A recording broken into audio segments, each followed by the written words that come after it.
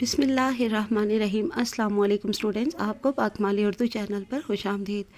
Students, آج کل ہم جماعت نہم کی اردو کی ٹیسٹ سیریز کر رہے ہیں اور اس سلسلے کا آج ہمارا سیکنڈ لاسٹ ٹیسٹ ہے، جس کا سلیبس جو ہے وہ سیکنڈ ہاف بک پر مبنی ہے۔ ٹھیک ہے، کلاس نہم مضمون اردو ہے۔ ٹیسٹ نمبر 2 جو ہے یہ مکمل بک ہونے کے بعد ہم نے فرسٹ ہاف بک کو ٹیسٹ نمبر 1 اور سیکنڈ ہاف بک کو ٹیسٹ نمبر 2 کا نام دیا ہے، اور اگر ترتیب وار دیکھا جائے تو پھر یہ ٹیسٹ نمبر 8 ہے۔ تو چلیے اب ہم دیکھتے ہیں کہ سیکنڈ ہاف بک سلیبس پر مبنی جو ہے یہ ٹیسٹ، اس میں ہمارے پاس ایم سی کیوز میں کون کون سے سوال ہیں، اچھی طرح سے انہیں دیکھیے سمجھیے۔ اب آپ کا آج اسلامیات کا پیپر ہو چکا ہے، اب جماعت نہم کا اگلا پیپر ہی اردو کا ہے، تو آپ نے ٹیسٹ سیریز میں موجود تمام ٹیسٹ بہت ہی اچھی طرح سے کرنے ہیں۔ ان کے تمام ایم سی کیوز، حصہ قواعد سب بہت ہی اچھی طرح سے سمجھ کر کرنا ہے، ہر چیز کو سیریس لینا ہے، اور بے شک کوئی چیز آپ کو اچھے سے یاد بھی ہے تو اس کی بھی دہرائی بہت ضروری ہے۔ کوئی بھی چیپٹر، کوئی بھی جو ہے نظم غزل، کوئی بھی گرامر کا عنوان جو ہے وہ رہ نہیں جانا چاہیے۔ آپ نے ہر حال میں مکمل بک کی تیاری کرنی ہے، ٹھیک ہے۔ تو چلیے اب ہم اپنے سیکنڈ ہاف بک سلیبس پر مبنی ٹیسٹ کا حصہ اول دیکھتے ہیں، جو 15 نمبر کا ہوتا ہے۔ کثیر الانتخابی سوال جواب ہوتے ہیں یہ، اس میں سوال نمبر 1 ہوتا ہے، ہر چیز کے اوپر دیے گئے درست دائرہ کو پر کریں۔ تو بار بار کہتی ہوں، آج پھر کہہ رہی ہوں کہ دائرے کو اپنے مکمل طور پر فل کرنا ہے، مکمل طور پہ پر کرنا ہے، یعنی بھرنا ہے، بالکل کہیں سے بھی وہ بلینک نہیں رہنا چاہیے۔ تو چلیے سب سے پہلا ہمارے پاس جو جملہ ہے، سوال ہے، وہ دیکھ لیتے ہیں۔ جب کوئی کلام 2 یا 2 سے زیادہ الفاظ پر مشتمل ہو اور اپنے مجازی معنی دے تو وہ ڈیش کہلاتا ہے۔ تو یہ کیا کہلاتا ہے؟ اب یہ ویسے میں نے اس کو سالو نہیں کیا تھا، لیکن میں نے ہلکے ہلکے نشان لگا دیے ہیں کہ آپ لوگ جو ہے مکمل گرامر کی تیاری کے بعد اس کو اگر خود سالو کریں تو آپ کے لیے بہت اچھا ہوگا۔ بہرحال اگر آپ کینلی دیکھیں گے تو آپ کو پتہ بھی چل جائے گا، ٹھیک ہے، ویسے اندازہ آپ نے خود بھی کر لیا ہوگا۔ چلیں آگے دیکھتے ہیں۔ نمبر 2، شعر کے آخر میں آنے والے ہم آواز الفاظ کو کیا کہتے ہیں؟ اس کے بعد ہے مندرجہ ذیل میں سے مکالمہ کی قسم کون سی ہے؟ تو اب آپ یہ خود دیکھ لیجئے گا اچھی طرح۔ آگے نمبر 4 ہے، کسی نوعیت کی تقریب کی کارروائی تحریر کرنے کو کیا کہا جاتا ہے؟ تو یہاں پر آپ نے اس کو پہلے بھی یہ آ چکا ہے بہت بار، تو اچھی طرح سے دیکھ لینا ہے۔ نمبر 5 ہے ہمارے پاس، ایسی نظم جس کے ہر بند کے 5 مصرعے ہوں کیا کہلاتی ہے؟ تو آپ اچھی طرح سے ان کی پہچان کے ساتھ یاد کریں کہ 5 مصروں والی جو نظم ہو، 5 مصروں کا جو بند ہو، وہ نظم کیا کہلائے گی؟ جس نظم میں 5 مصروں پر مبنی بند ہوں، ٹھیک ہے، 5 مصروں والے بند ہوں، وہ نظم کیا کہلائے گی؟ اور جس نظم میں 6 مصروں والے بند ہوں تو وہ کیا کہلائے گی؟ تو آپ نے اچھی طرح سے پہچان کے ساتھ یہ یاد رکھنا ہے۔ یہ most repeated M C Qs ہیں، آ سکتے ہیں۔ آگے دیکھیے، سوکھے ہوئے پتوں کو دیکھ کر ڈیش منہ کو آتا ہے۔ روزمرہ و محاورہ کے اصولوں کو مد نظر رکھتے ہوئے درست لفظ کا انتخاب کر کے جملہ مکمل کیجیے۔ تو یہ ابھی ہمارے پری بورڈ میں بھی آ چکا ہے، تو اچھی طرح سے دیکھ لیں کہ اس میں کون سا لفظ آتا ہے، ٹھیک ہے، کیونکہ 2 یا 3 بچوں نے غلط اس کو کیا ہوا تھا، تو اب آپ نے بالکل کوئی گنجائش نہیں ہے غلطی کی، اچھی طرح یاد رکھنا ہے آپ نے کہ اس میں کیا آئے گا لفظ، ٹھیک ہے۔ آگے دیکھتے ہیں، نظم کی کتنی قسمیں ہوتی ہیں، کل کتنی قسمیں ہوتی ہیں، تو وہ بھی آپ کو پتہ ہونا چاہیے، میں بہت بار بتا چکی ہوں۔ ایسی نظم جو 5 مصروں پر مشتمل ہو ڈیش کہلاتی ہے۔ وہی بات تھوڑی مختلف انداز میں پھر پوچھی گئی ہے۔ آگے دیکھتے ہیں، مرثیہ کے کل ڈیش حصے ہوتے ہیں۔ یہ تو لازمی آپ نے یاد کرنا ہے، یہ 9 10 دونوں میں آتا رہتا ہے۔ آگے دیکھتے ہیں، ایسا جملہ جس میں مسند اور مسند الیہ دونوں اسم ہوں ڈیش کہلاتا ہے۔ یہ بھی دیکھیے موسٹ ریپیٹیڈ ہے۔ اور اس کے بعد وہ لفظ جس کے مجازی معنی مراد ہوں مگر حقیقی اور مرادی معنوں میں تشبیہ کا تعلق نہ ہو، ٹھیک ہے، نہ ہو، نہ پر آپ نے غور کرنا ہے، تو وہ یہ کیا ہوگا، اچھی طرح ذہن میں رکھ لیجئے۔ اس کے بعد قافیہ اور ردیف سے آزاد لیکن پابند وزن و بحر پر مبنی شاعری کو کیا کہیں گے؟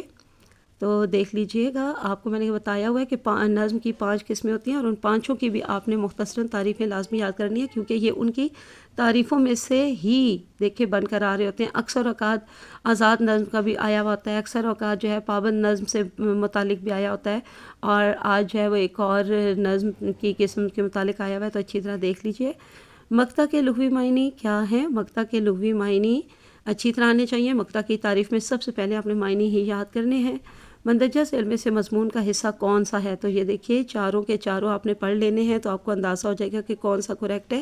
یہ کل بھی آیا ہوا تھا، آج تھوڑے مختلف انداز میں دیا گیا ہے، تو اسی طرح آپ کو ایک ہی بات کو مختلف انداز میں پوچھا جا سکتا ہے، تو کنفیوز بالکل نہیں ہونا ہے۔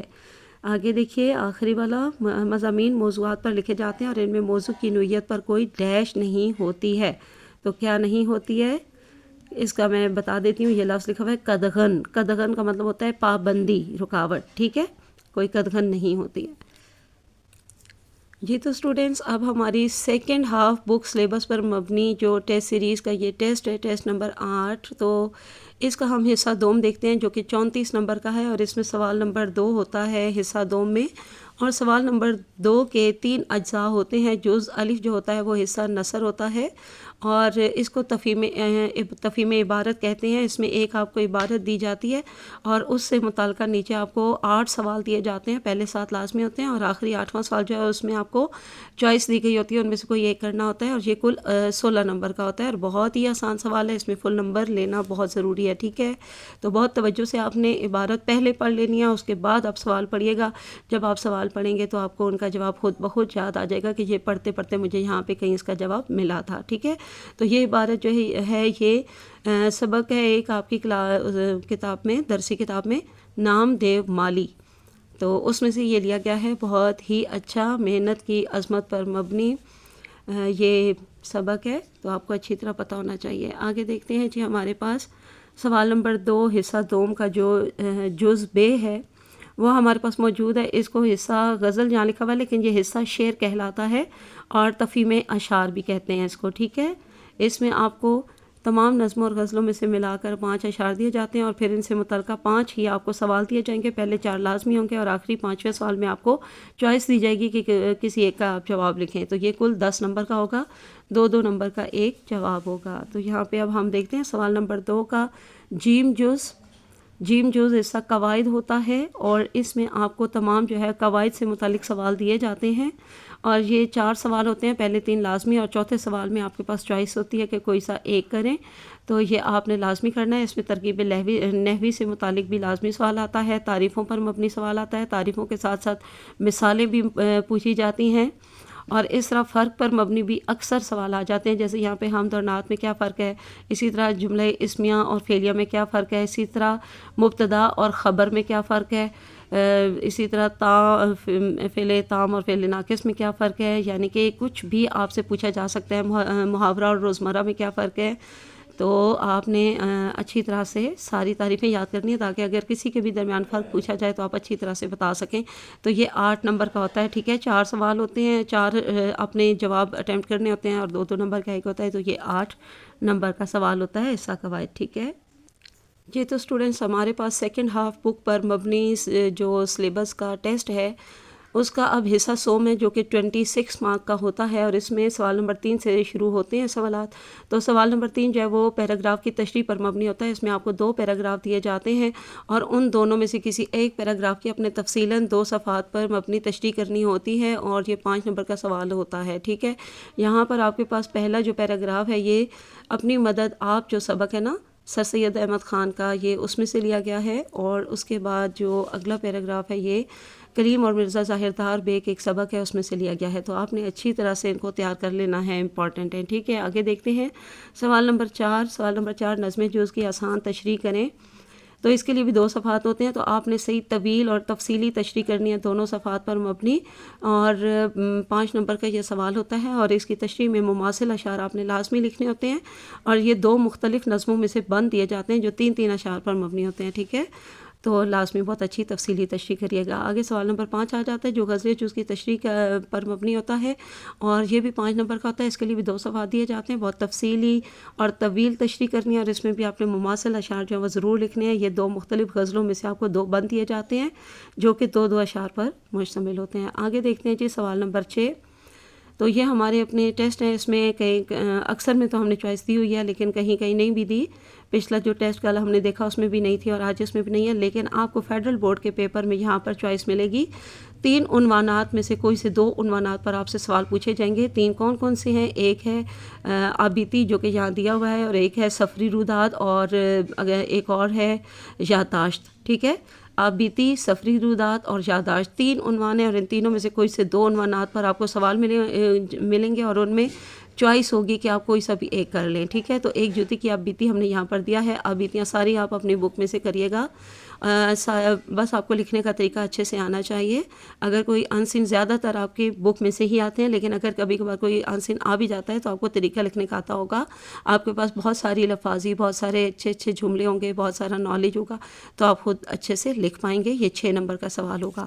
اس کے بعد آخری سوال ہے سوال نمبر 7. اس میں کوئی چوائس نہیں ہوتی ہے، اور یہ بھی 3 عنوانات میں سے کسی ایک ہی عنوان پر آئے گا، اور وہی آپ نے کرنا ہوگا. اس آخری سوال میں آپ کے پاس کوئی چوائس نہیں ہوگی. یا تو یہ جیسے کہ یہاں پہ مکالمہ دیا گیا ہے، ڈاکٹر اور مریض کے درمیان جعلی ادویات کے موضوع پر مکالمہ لکھیں. آپ کی بک میں سے ہی اکثر مکالمے آتے ہیں، وہ سارے تیار کیجیے گا. تو یا مکالمہ آئے گا وہی کرنا ہوگا، اور یا پھر یہ نہیں آئے گا، کالم آئے گا کسی بھی عنوان پر تو وہ کالم لکھنا ہوگا. اور اگر کالم بھی نہ آیا تو پھر ای میل آئے گی. کسی بھی عنوان پر ای میل تحریر کریں. کل میں نے زبانی تھوڑا آپ کو اس کے پیٹرن کے بارے میں پھر گائیڈ کیا تھا. ای میل میں آپ نے پیٹرن کا اور لائن اسکیپنگ وغیرہ وہ سب آپ تھوڑا پیٹرن کا جو ہے نا بہت اچھی طرح خیال رکھیے گا. باقی نفس مضمون انشاءاللہ سوال میں دیے گئے عنوان کے مطابق آپ پھر خود لکھ لیں گے. تو یہ 5 نمبر کا سوال ہے. تو چلیے آج کے لیے اتنا کافی ہے. اللہ حافظ اینڈ فی امان اللہ.